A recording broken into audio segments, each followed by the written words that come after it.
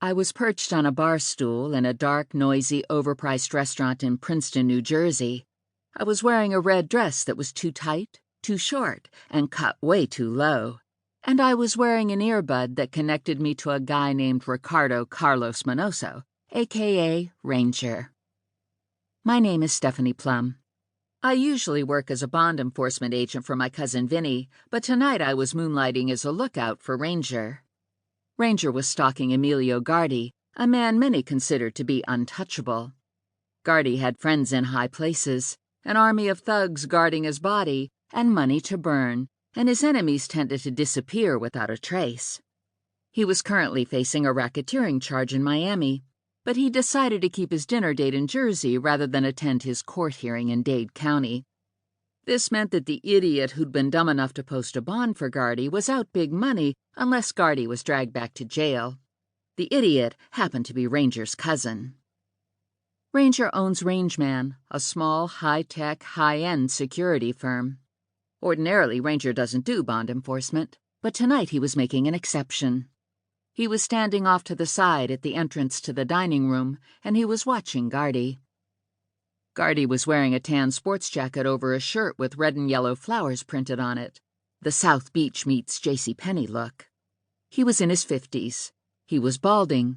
He was built like a fire plug. He was drinking red wine and eating rack of lamb, having a good time, entertaining 3 other men who were laughing too hard at his jokes. Ranger was in his usual black, a perfectly tailored black suit and a black dress shirt open at the neck. The Glock at the small of his back was also black. Ranger's body is perfect. His hair is very dark brown, cut short. His eyes are dark brown and intense. His skin is the color of hot chocolate, the lucky result of his Latino ancestry. His earbud matched his skin tone and was barely detectable. Standing beside Ranger was a guy named Tank. Tank is big and solid and lethal. He'd been with Ranger's unit in Special Forces, and now he's second in command at Rangeman and watches Ranger's back. I didn't see any of Gardi's henchmen. They'd waited for him to take his table and then left the room. "The room is clean," I said to Ranger via the earbud. Ranger moved forward, his gaze never wavering from his quarry. Eye of the tiger. I've seen him focus like this on other takedowns, and it always raises the hair on my arms and at the nape of my neck. Tank was steps behind him, surveying the rest of the room.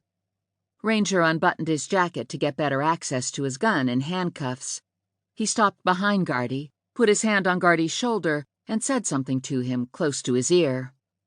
Gardi shrugged Ranger away, said something I couldn't hear, and everyone at the table laughed.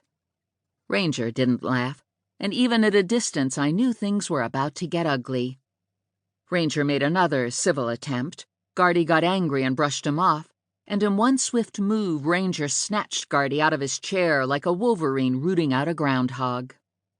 In a heartbeat, Gardi's head was smashed onto the table, everyone grabbed their drinks, and Ranger cuffed Gardi behind his back and handed him over to Tank. Ranger told the table he was sorry for the intrusion and followed Tank and Gardi out of the room. The whole episode had taken maybe a minute. A Rangeman vehicle idled in front of the restaurant, ready to take Tank and Gardi back to Rangeman headquarters in Center City, Trenton. In the morning, Gardi would be escorted onto a plane and extradited to Miami.